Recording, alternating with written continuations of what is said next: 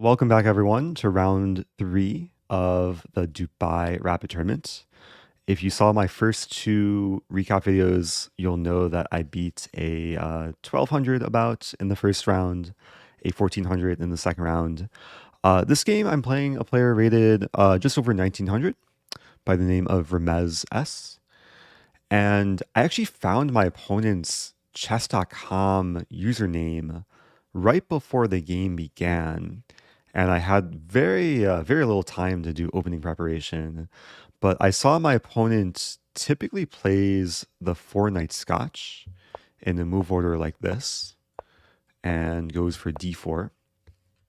And I was debating before the game, do I play a Sicilian or do I try and stick with my kind of dubious online gambit repertoire and go for a Stafford? Now I knew my opponent wouldn't go into like a normal Stafford because after e4, e5, knight f3, knight f6, my opponent doesn't take but rather plays knight c3, aiming for a four knight Scotch. And I decided before the game I would go for this position and play bishop to c5. And this is the position that we reached in the game. Now the point of bishop c5 is to try and transpose back into a Stafford Gambit after takes, knight c6, takes, and takes. And I know this is a dubious and risky opening to play, especially OTB, but I was ready to go into it. And I was playing someone who I suspected didn't know who I was. Like a lot of other people were like coming up to me and at least mentioning that they've seen my videos, but this opponent didn't. And we got to this position. My opponent took the pawn. I play knight c6, and my opponent did not take on c6, but rather thought for a little bit and played knight to d3. A couple backstories about this position. First of all, I've had this position against none other than Magnus Carlsen on Lee Chess. I'll leave a link below to that video.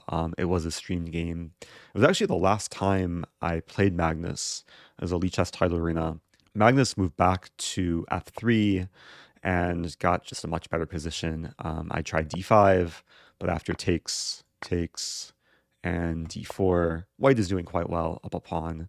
There's not so much compensation for black. So this move order, it's very risky to play because there's a bunch of different ways white can get the advantage between taking or going back. But I played this with the hope of getting something a bit more dynamic and interesting and exciting, maybe trapping my opponent. And my opponent here played knight to d3, which leads me to another backstory. This is the same position I had in this video where I played Dina Belenkaya in Sochi, Russia. Oh my god, what's that? Oh, so you're not familiar with the Stafford Gambit? Oh, I saw this video. Well, that doesn't sound fun. I actually have not watched Stafford Gambit. There's a video. rule in chess. When you're up material, you should trade. Okay, then I will Wow, not. what is this move? And in that video, she didn't know what the Stafford was, and she kind of stumbled into this. It turns out knight d3 is a completely fine move. Even though it looks awkward, it blocks a pawn, which blocks a bishop. It attacks my bishop, so it keeps some initiative. And it turns out to be somewhat solid for white. I played bishop d4, a same move I played against Dina.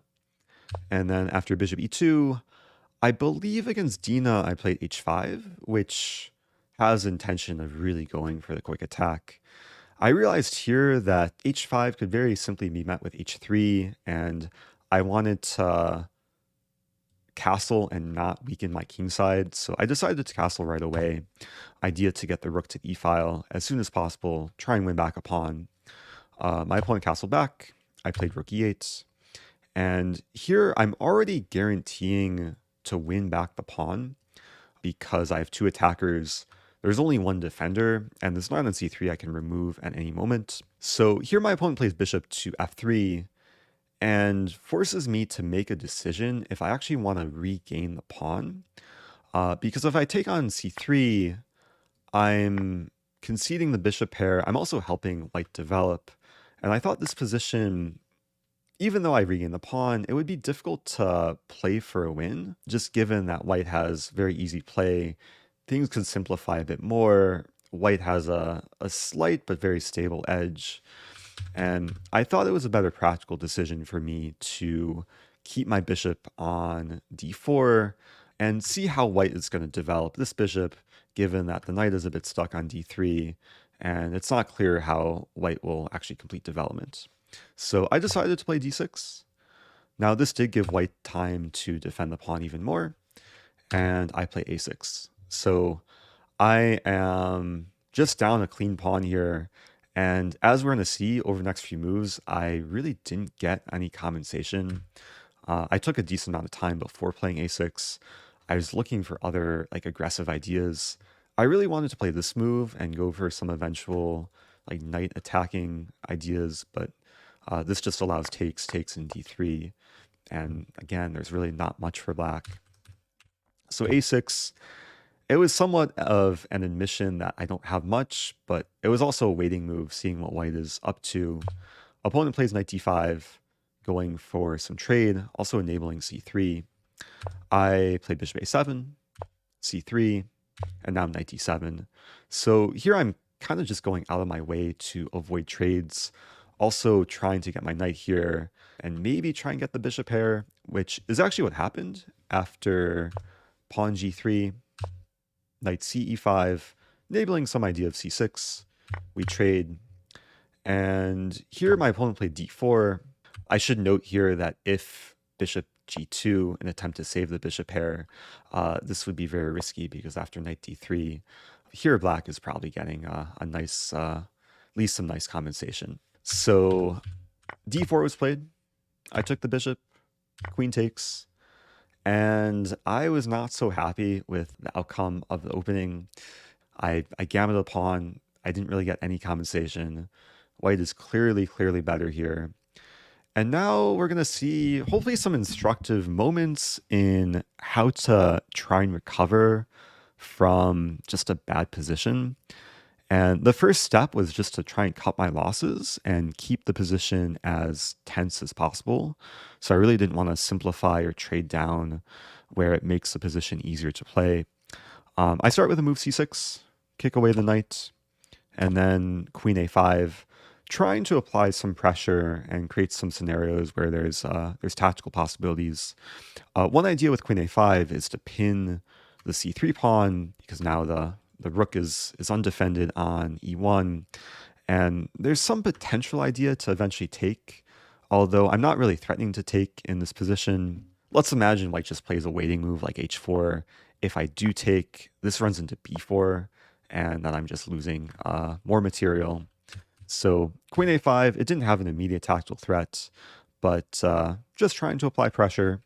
Opponent played bishop d2, and again, I really wanted to take. Now the bishop's undefended, but again, b4, and I'm sure my opponent saw this. So I tried to keep being patient. I played bishop to d7. My opponent plays knight d3, very solid move, and kept trying to improve, rook a d8. And here my opponent played what was probably his one of his biggest mistakes of the game. White should really just be patient here. A move like a4 or b4, even h4, ideas of gradually expanding on the king side.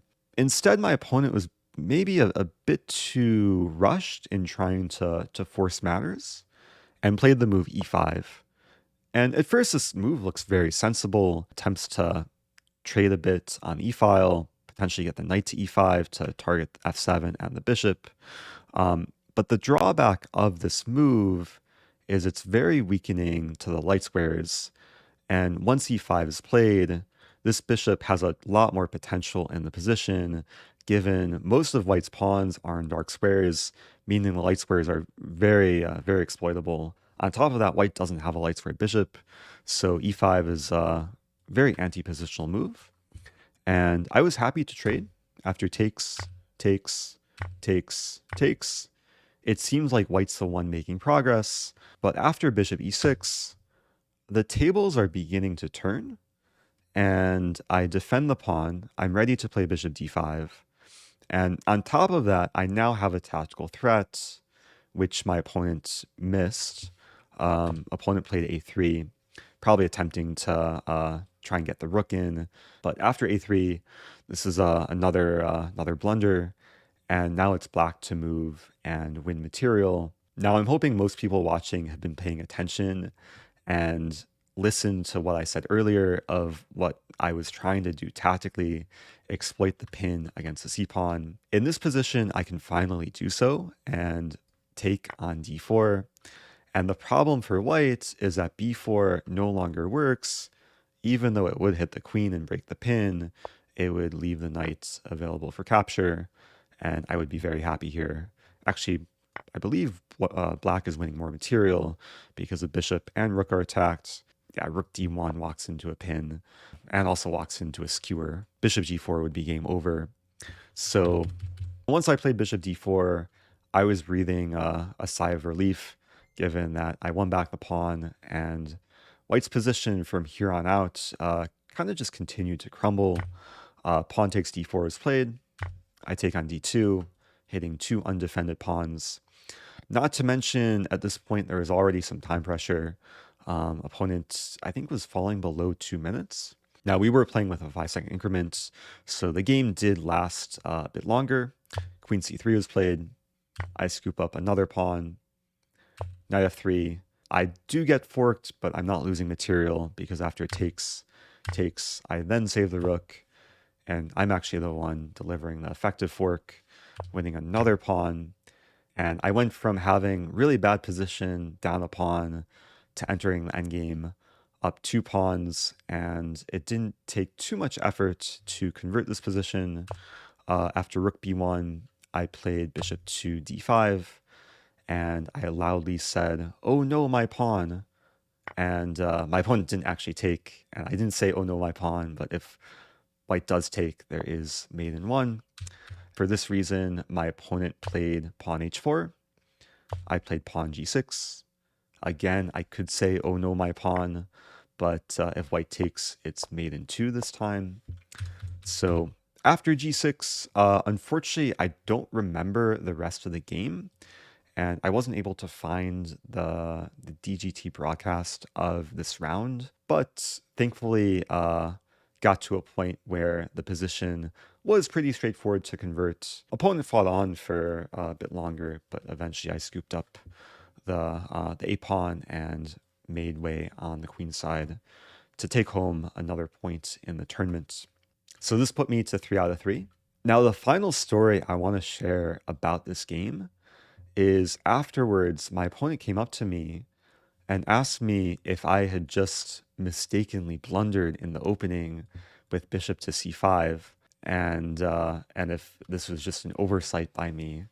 And little did my opponent know that this was an intentional gambit, but based on the way the opening went, it kind of did feel like a blunder in hindsight, given that it was not an opening success, but it was a success coming back from a bad position. Now, you won't want to miss the next round. I play yet another fun and dubious gambit in round 4. Stay tuned for that recap video. Be sure to like and subscribe. It does motivate me to work on these videos at a faster pace. And I'll see you in the next video. Stay tuned.